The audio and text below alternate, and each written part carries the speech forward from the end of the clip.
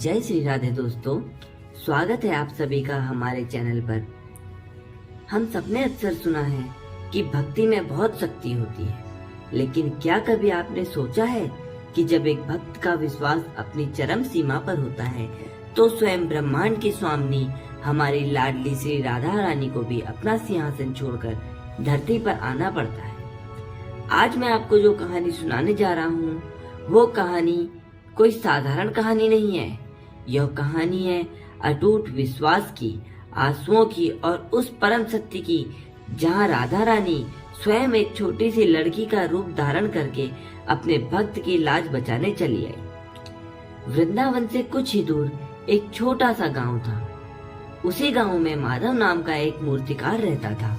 माधव मिट्टी और पत्थर से इतनी सुंदर मूर्तियां बनाता था कि देखने वाले देखते रह जाते। लेकिन माधव की एक विशेषता थी, वह मूर्तियां बेचकर व्यापार नहीं करता था।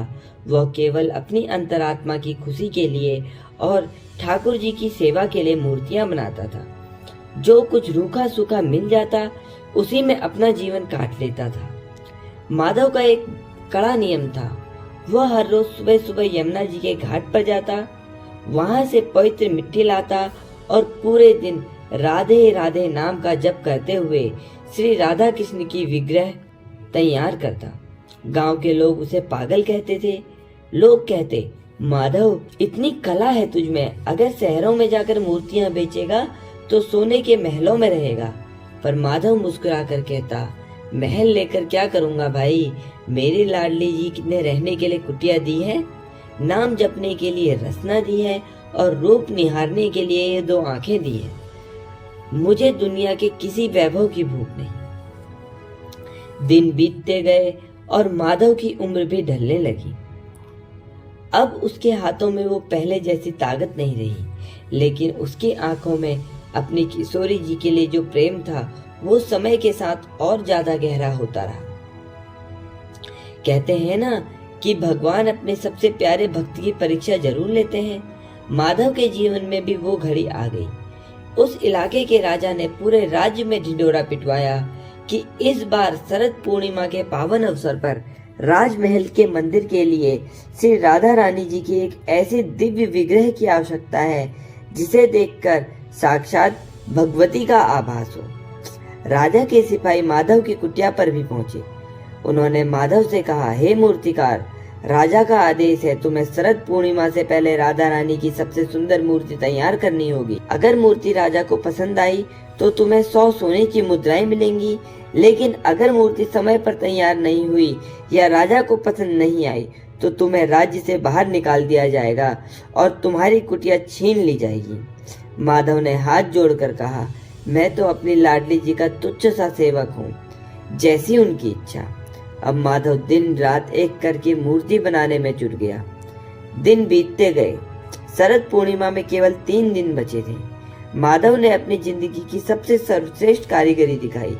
मूर्ति इतनी सुंदर बन रही थी कि लगता था मानो अभी बोल पड़ेगी, लेकिन तभी एक अनहोनी हो गई। अत्यधिक थकान और कमजोरी के कारण अचानक एक रात माधव को बहुत तेज बुखार आ गया।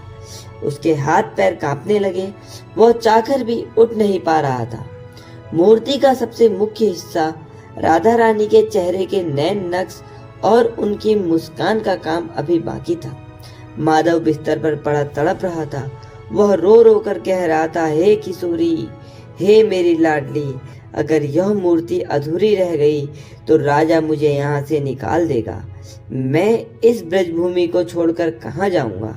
मुझे सोने की मुद्राएं नहीं चाहिए माँ, मुझे बस अपने चरणों से दूर मत करना। रोते रोते माधव की आंखों के सामने अंधेरा छा गया और वह बेहोश हो गया। अगली सुबह जब सूरज की किरणें माधव की कुटिया के भीतर आई तो उनकी आंखें खुली। बुखार अभी भी था, लेकिन उसके कानों में किसी की पायल की छन छन की आवाज सुनाई दे रही थी। माधव ने बड़ी मुश्किल से अपना सिर उठाया और जो देखा उसे देखकर उसकी सांसें थम गई। उसकी कुटिया के भीतर जहां आधी अधूरी मूर्ति रखी थी, वहां लगभग 8-9 साल की एक छोटी सी लड़की बैठी हुई थी। उसने ब्रज की पारंपरिक पोशाक पहनी थी। उसके पैरों में छोटी छोटी पायरियां थी और उसके घुंघरालू बाल उसकी पीठ पर बिखरे हुए थे।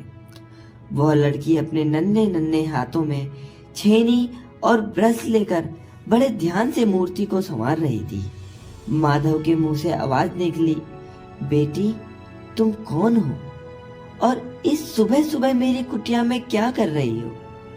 वह लड़की मुड़ी। उसकी आंखों में एक अजीब सी चमक थी और चेहरे पर ऐसी मासूमियत भरी मुस्कान थी जिसे देखकर माधव अपना सारा दर्द भूल गया। वह लड़की तुतलाती हुई आवाज में बोली, बाबा तुम सो रहे थे ना और तुम रो भी रहे थे। मैंने देखा कि तुम्हारी यह मूर्ति अधूरी है, इसलिए मैं तुम्हारी मदद करने आ गई। देखो मैंने इसे कैसा बनाया है। माधव लड़खड़ाते कदमों से उठकर मूर्ति के पास गया। जैसे ही उसने मूर्ति का चेहरा देखा वह स्तब्ध रह गया।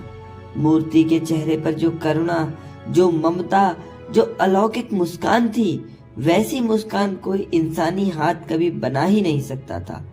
वह साक्षात श्री राधा रानी का प्रतिरूप लग रही थी। माधव की आंखों से आंसू बहने लगे। उसने पूछा, लाली तुम इतनी छोटी सी उम्र में इतनी अद्भुत कला कहाँ से सीखी? तुम किसकी बेटी हो? तुम्हारा घर कहाँ है? वह लड़की जोर से हंसी। उसकी हंसी से ऐसा लगा मानो कुटिया में हजारों घंटियां एक साथ बज उठी हो। वह बोली, बाबा मेरा घर तो सब जगह है, लेकिन मुझे यह ब्रज बहुत पसंद है। और रही बात कला की, तो जो मुझसे प्यार से बात करता है मैं उसके काम अपने आप संवार देती हूँ। अब मुझे भूख लगी है, क्या मुझे कुछ खाने को मिलेगा? माधव के घर में जो भी थोड़ा बहुत माखन और मिश्री रखी थी उसने एक छोटी सी कटोरी में लाकर उस बच्ची के सामने रख दी। उस बच्ची ने बड़े चाव से वो माखन खाया। खाते खाते उसके गालों पर थोड़ा सा माखन लगा रह गया। माधव एकटक उसे निहारता रहा। उसे समझ ही नहीं आ रहा था कि इस बच्ची को देखकर उसका मन इतना शांत और आनंदित क्यों हो रहा है। तभी बाहर राजा के सिपाहियों की आवाज सुनाई दी, मूर्तिकार माधव, राजा साहब आ रहे हैं। मूर्ति तैयार है या नहीं? माधव ने घबराकर पीछे देखा। लाली तुम यहीं बैठना, मैं अभी बाहर देख कर आता हूँ। माधव जैसे ही कुटिया के बाहर आया, वहां राजा अपने मंत्रियों के साथ आ चुके थे। राजा ने कहा, माधव दिखाओ हमारी राधा रानी की विग्रह कहाँ है? माधव सबको सम्मान पूर्वक कुटिया के भीतर ले गया। जैसे ही राजा और बाकी लोगों ने मूर्ति को देखा, सबके सब अपनी सुध बुध खो बैठे। राजा भावुक होकर मूर्ति के चरणों पर गिर पड़े और बोले, धन्य हो माधव, तुम्हारे हाथों में साक्षात विधाता का वास है। ऐसी दिव्य मूर्ति मैंने आज तक नहीं देखी। लेकिन माधव की नजरें तो उस छोटी लड़की को ढूंढ रही थी, जो लड़की अब वहां नहीं थी। माधव घबरा गया। उसने चारों तरफ देखा, कुटिया का कोना कोना छान मारा, लेकिन वह बच्ची कहीं गायब हो चुकी थी। तभी माधव की नजर मूर्ति पर पड़ी। दोस्तों, जो चमत्कार वहां हुआ उसे देखकर राजा और मंत्री सभी हैरान रह गए। जो माखन मिश्री माधव ने उस छोटी लड़की को खाने के लिए दी थी, वो खाली टोकरी वहीं रखी थी और उस पत्थर की बनी राधा रानी की मूर्ति के होठों पर बिल्कुल वैसे ही माखन लगा हुआ था जैसे उस बच्ची के गालों पर लगा था। और तो और मूर्ति के चरणों के पास एक दिव्य बहकता हुआ पारिजात का फूल रखा था, जो इस लोक का था ही नहीं। माधव समझ गया। वह जोर जोर से रोते हुए मूर्ति के चरणों पर गिर पड़ा और चिल्लाने लगा, हा लाडली जी, आप आई। मेरे जैसे तुच्छ पापी के लिए आप स्वयं एक लड़की का रूप लेकर आई। हा लाडली, मैंने आपको पहचाना भी नहीं। मुझे क्षमा करो, मुझे क्षमा करो। राजा ने जब यह सब सुना तो उसकी आंखों में भी अश्रुधारा बह निकली। उन्हें समझ आ गया कि माधव कोई साधारण मूर्तिकार नहीं बल्कि राधा रानी का अनन्य भक्त है। राजा ने वो 100 स्वर्ण मुद्राएं माधव के चरणों पर रख दी, लेकिन माधव ने उन्हें हाथ भी नहीं लगाया। उसने कहा, राजन, जिसे स्वयं स्वामी के दर्शन हो गए हो, उसे इन स्वर्ण मुद्राओं की क्या भूख। माधव ने अपना पूरा जीवन उसी कुटिया में उस दिव्य मूर्ति की सेवा में बिता दिया। तो दोस्तों, यह है भक्ति की शक्ति। जब आप सच्चे दिल से बिना किसी स्वार्थ के अपनी लाडली जी को पुकारते हैं, तो वह किसी न किसी रूप में आपकी मदद करने, आपकी लाज बचाने जरूर आती है। बस जरूरत है माधव जैसा अटूट विश्वास रखने की। अगर आपको यह कहानी अच्छी लगी हो तो कमेंट बॉक्स में पूरे भाव के साथ जय जय श्री राधे जरूर लिखिएगा। वीडियो को लाइक करें और अपने दोस्तों के साथ शेयर करें, और ऐसी ही दिव्य कहानियों के लिए हमारे चैनल को सब्सक्राइब करना ना भूलें। मिलते हैं अगले वीडियो में, तब तक के लिए राधे राधे।